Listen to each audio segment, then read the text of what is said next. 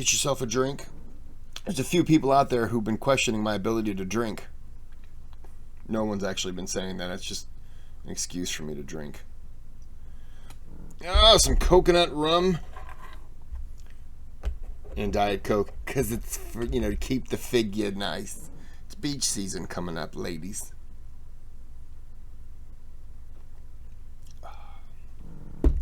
This is a request. Why is this thing making so much noise? Shut up. This is Unbiased History, Rome. It's 5 minutes. So I'm going to go ahead and do part 1 and 2, because 2 was like 10 minutes. There's 20 videos in this. They'll get longer, so I'll break them in half then. But this is a short one. We'll go ahead and knock it all out. I was told it's funny, so get ready to go ha ha ha in video. There once was a dream to purge this rotten world from the barbarians who infest it.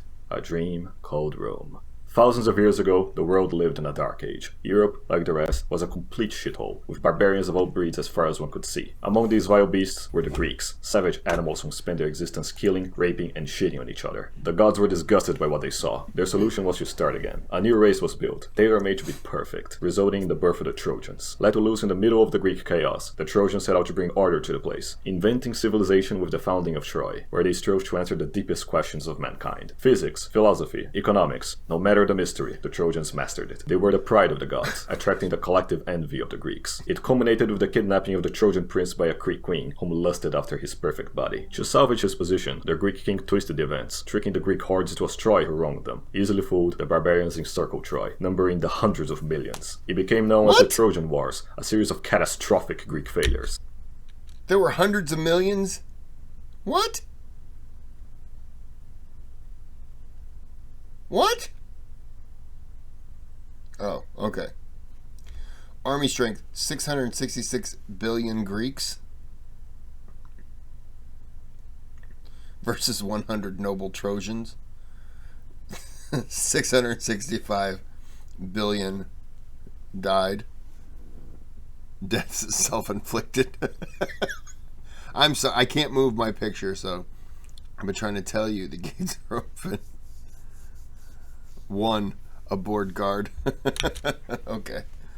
As always, the Greeks turned to divine intervention to achieve their foul goals, taking advantage of Jupiter's fear for Troy's potential. Once in Troy, the Greeks smelled the scent of civilization for the first time, and instinctively hated it. They did what they did best, killing, raping, and shitting without mercy. The rape of Troy would bring an end to civilization itself, were it not for the unsung hero, Anchises. Anchises never shared his people's kindness towards barbarians. The moment he first saw a Greek, Anchises knew peace would never last. Predicting the worst, Anchises impregnated the goddess of beauty using his Trojan charm, resulting in the birth of the man, the myth, the legend himself, Aeneas Charus Maximus. At the day of the sack, Aeneas woke up from the piles of women he was sleeping with, storming out of his house and savagely slaughtering his way through the Greek hordes with nothing but his bare dick, all while carrying his elderly father with one hand and guiding the survivors with the other. This heroic act much impressed Jupiter. As an apology, he granted Aeneas the divine destiny to settle in their ancestral Italian lands, where their descendants were prophesied to save the world. And so, the dream of Rome was born. Aeneas braved the seas, easily defeating all gods and monsters that stood in his way, making a planned stop at Carthage for resupply. In it, Aeneas was faced against the greatest threat to man's life, a thought, the thought queen of Carthage. In exchange for the needed supplies, she demanded Aeneas to satisfy her in bed every day for a year, which Aeneas honorably agreed, for the greater good. The debt paid, Aeneas had to return to his destiny. Dido couldn't accept his departure, but Aeneas insisted, knowing better than to fall prey to a thought. In her rage, Dido burned all his leftover belongings, throwing herself into the fire, cursing their descendants to eternal rivalry, dooming millions to die in the wars to come. Historians to debate if her cruelty derived most from being a Punic or a woman. Escaping Carthage, Aeneas finally arrived in Italy, becoming the king of Alba Longa, after a quick trip to do the road with his father, killing a barbarian warlord, and banging the local Trojan princess. With her, Aeneas was able to father a pure-blooded Trojan family, a chance unfortunately not granted to his man, leading to generations of miscegenation. The years came and went, leaving Numitor, Aeneas' descendant, to suffer from the consequences, being usurped by his bastard half-barbarian brother. Once again, civilization was on line to be destroyed by barbarian scum, this time output by the birth of the legendary twins, Romulus and Remus, lawful sons of Numitor's daughter and the god Mars. The usurper was too much of a coward to kill kill them himself, much less in the front of the god of war, giving the twins for a servant to go drown in the Tiber River, having the princess assassinated while Mars wasn't looking. But the servant refused to commit the crime, his Trojan ancestry overpowering the corruption from his barbarian side. Tiberinus, god of the Tiber, took over from there, guiding the young lads to the care of a she-wolf. She raised them lovingly, granting them her wolf-like instincts through the power of her canine titties, all until they were old enough to be adopted by shepherds. As true Trojan descendants, sons of Mars, fed by wolves and raised by stoic shepherds, the twins grew to be great leaders. Having the admiration of the man and the love of the woman, the twins were envied by the local barbarian insoles. Incapable of competing in either strength, intellect, or beauty, the barbarians sought to employ their only field of advantage, evil. One day, as Remus looked at the stars, pondering the big questions while resting from yet another orgy, the barbarians ganged up on him, capturing Remus by threatening the girls if he tried to escape, delivering him at the hands of the usurper, whom happily imprisoned him. Learning of the act through his wolf instinct, Romulus was outraged. In response, he used his charisma to raise an army with his followers and siege Obalonga. Despite...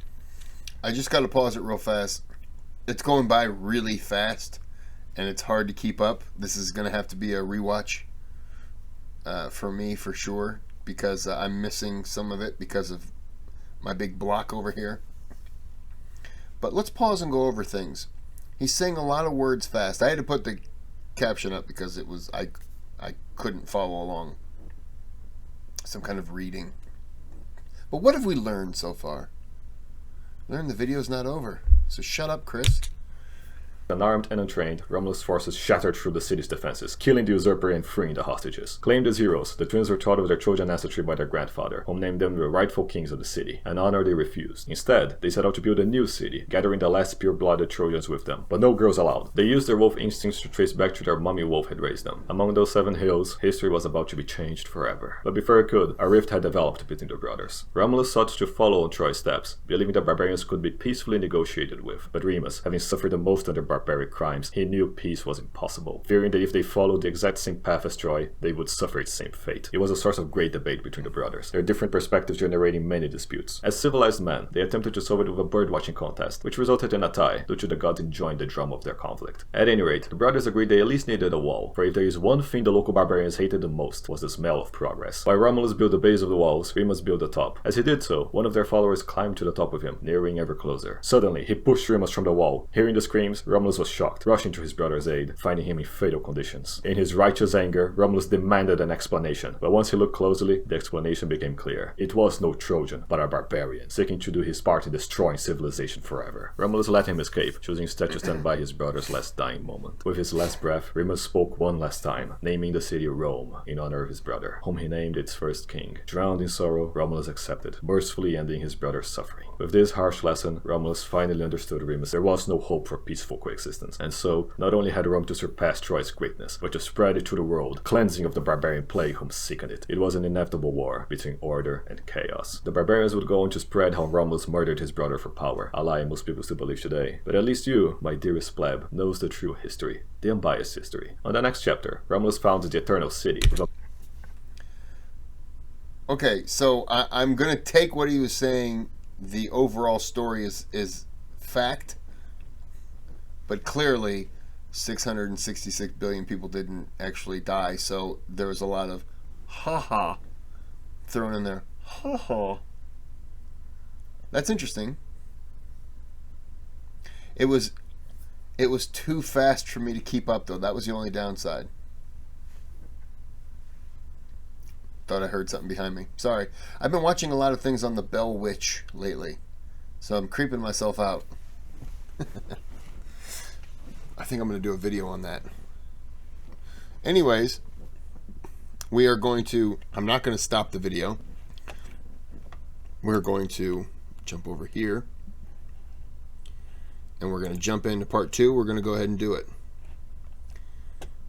Maybe. And we're back. Sure.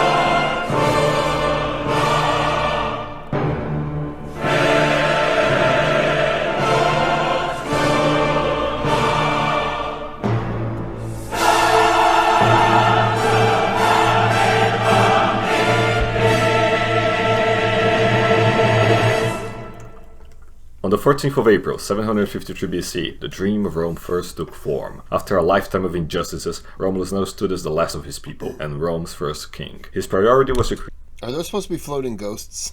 Creating institutions from which the city could thrive. The monarchy would be assisted by the Roman Senate, assembled by all Trojan-descended Romans, now senators, set to guide and elect the kings of the city. Romulus pondered heavily on how he could make Rome better to live in than Troy, only to realize he had already done it, there being no woman in the city and all. For the gods invented woman to test the infinite patience of the Trojans, but the Romans were seemingly freed of that burden. Instantly, the news of paradise on earth spread through Italy. The previous kings from Alba had put much effort into partially civilizing some of the local barbarians, and when those heard of the news, they immigrated by the thousands. Romulus was at first unsure what to do about them, especially how they brought their wives with them. His best friend, Hostus Hostilius, advised having them all killed. It was good advice, but he had another solution in mind. He divided the populations into two classes: the patricians, the original fathers of the nation, and the plebs, the masses made to work the farms, serve as fodder infantry, and the most feminine ones as Roman sex slaves. As for the women, they served as breeding cows to ensure the future generations. The true bisexual heaven. It was Rome's first golden age. Things were going so well, Romulus threw a massive party, inviting all his partially civilized neighbors to show them the greatness of Rome, among them the Sabines. The party was going well, until some Sabine woman glanced at Romulus and his patrician friends. Seeing such sexy men so happy as bachelors, they couldn't help but urge to ruin them. The plan was hatched. They conspired to get all the men drunk, then dragged the Romans out, raped them while unconscious, got all pregnant, then woke up their Sabine husbands, saying they had been kidnapped, only to wake up the Romans, ordering them to defend the mothers of their future children. The Romans, bound by honor, crushed the Sabines in battle, but granted them mercy, even integrating them as citizens, despite the Sabine woman's cry for more blood. They were now their in-laws after all. Barbarian woman, everybody. No evil greater than that. Even so, Romulus only lamented having lost.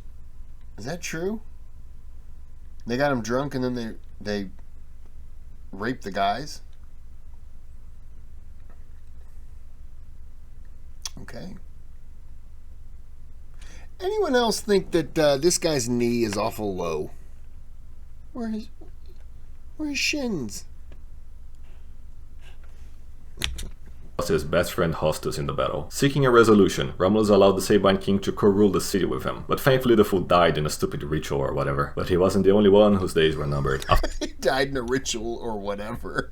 After decades of rule, Romulus had grown wary. There's only so much injustice, strategy, and malevolence a man can take. One day, while inspecting his soldiers, a huge storm emerged, taking Romulus with it, ascending him to live with the gods as a reward for his great deeds. Romulus's legacy in Rome was vast, but perhaps his greatest contribution was the teaching of no matter how painful and maddening things get, never give up on your duty. A philosophy that served the Romans well when dealing with their wives. I'm just kidding, it didn't help at all. In this spirit, we enter the post-Romulus kings, 6 in total, only 2 of which were Roman, and only 1 of which I liked, so let's blast through it. Seeking to appease the Sabines, the Senate elected Numa to be the second king, a complete religious lunatic, but a peaceful one at that, being the tool through which the gods detailed how they wish to be worshipped. Plenty can be traced back to Numa, the Temple of Janus, the cult of Terminus, and even Saturnalia. If you're a Christian, it means Roman Christmas, so that's neat. After Numa died of boredom at the age of 80, Tullus Hostilius was elected king, the son of Holus, and a total Chad. Simply put, he admired Romulus as his hero, hating barbarians with the fury of a billion suns. He waged war on them at every opportunity, even coming to blows with Alba Longa, long since taken over by barbarians, again. Seeking to avoid much bloodshed between sister cities, the dispute was settled in a duel between 3 Romans against 3 Albans. Having lost, Alba Longa was made a Roman vassal, a deal which the barbarian king immediately broke. Furious at the betrayal, Tullus personally led an invasion of the city, killing that barbarian king and ending his tyranny.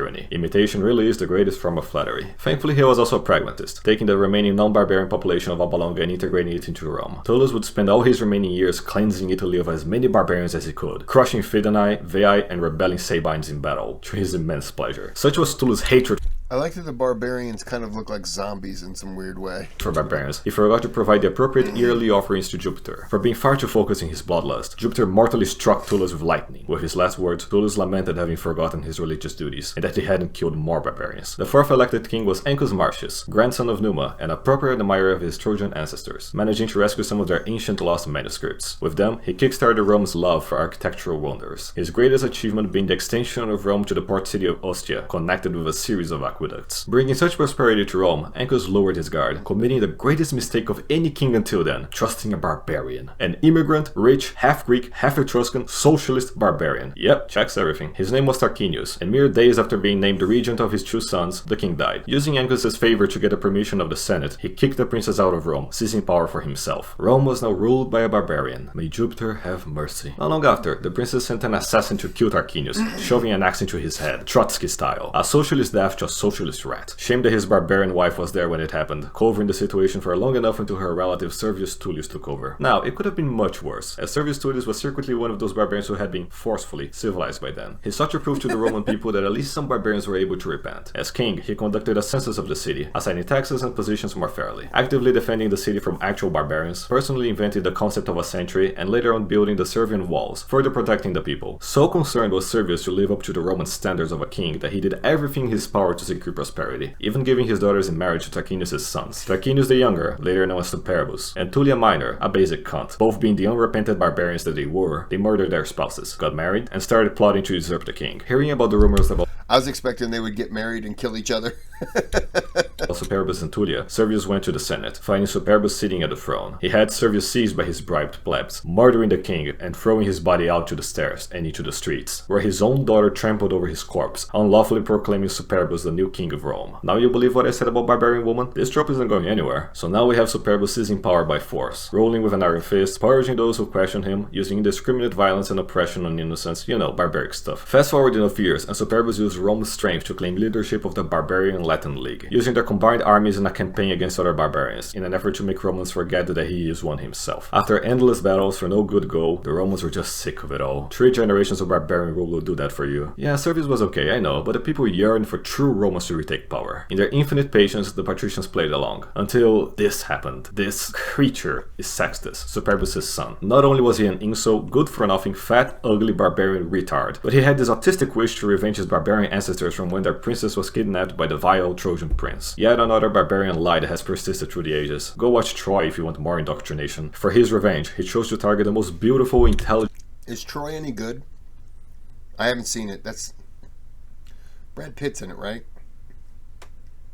Maybe I have seen it. I was well, that's off topic. Different movie. Sorry. Anyways, just asking if anyone's seen it. Is it worth it? Or is it just gratuitous shirtlessness from Brad Pitt? And virtuous patrician woman of all. Luckily for him, he managed to eavesdrop on his cousin Collatinus while discussing who the best woman of Rome was, learning of his patrician wife, Lucretia. And the thing with Lucretia was that she was able to transcend her female limitations in such a way as to employ all the virtues her Roman ancestors fought for, yet remaining the height of feminine beauty. Convinced of his target, Sextus sneaked into Collatinus' tent, finding Lucretia doing her womanly chores. At first he tried to seduce her, which failed, then he tried rape, which also failed, then personal threat, another failure. Lucretia was at least 10,000 leagues above Sextus in every way. Nothing could break her Roman spirit. But then it clicked. After thousands of years of Darwinian evolution, the barbarians had finally adapted to their civilized rivals, figuring out the best way to hurt a Roman is to target the people closest to them. In her case, he threatened to tell everyone that she had betrayed Collatinus with a slave. Lucretia couldn't let his husband be humiliated like that. With no other choice, she conceded. The crimes committed on that tent compare only to the rape of Troy itself. I can't draw what happened for legal reasons, so let your imagination run wild.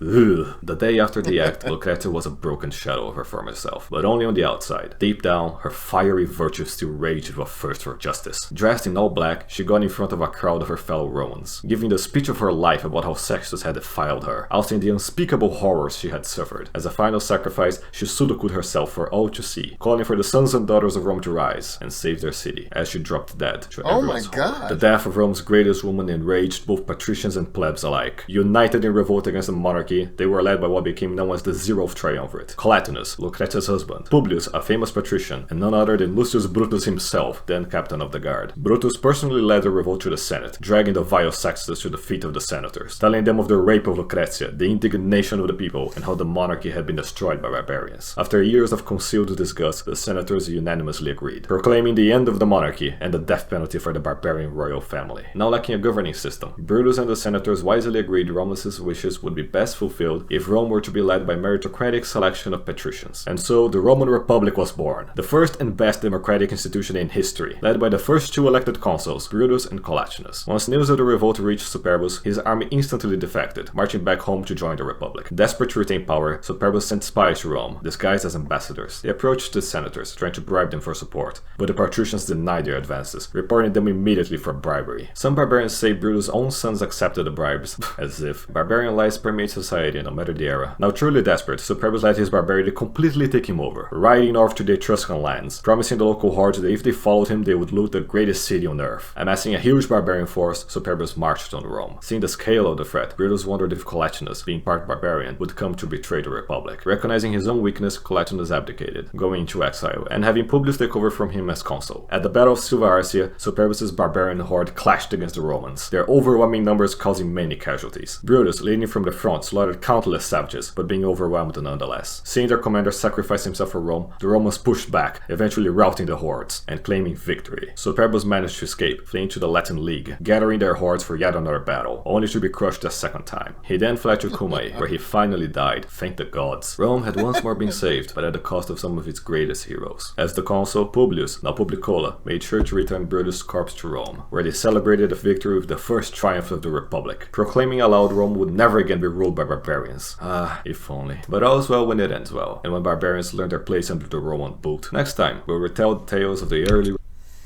That is a lot of information being thrown at you very fast.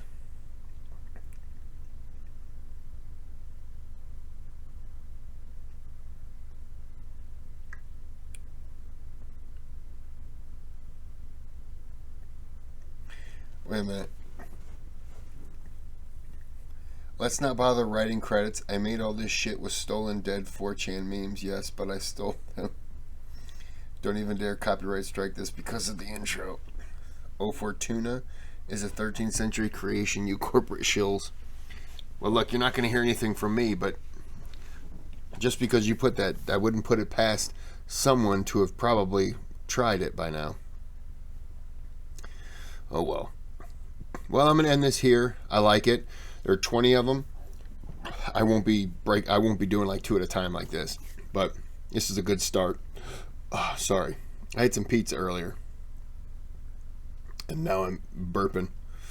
It's Little Caesars. I just wanted to eat something. I apologize. All right, I'm gonna end this here. Like and subscribe, and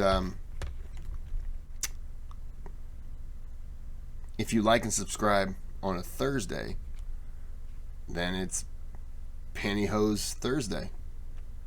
It's where you put on your best pantyhose and you watch my videos. Nah.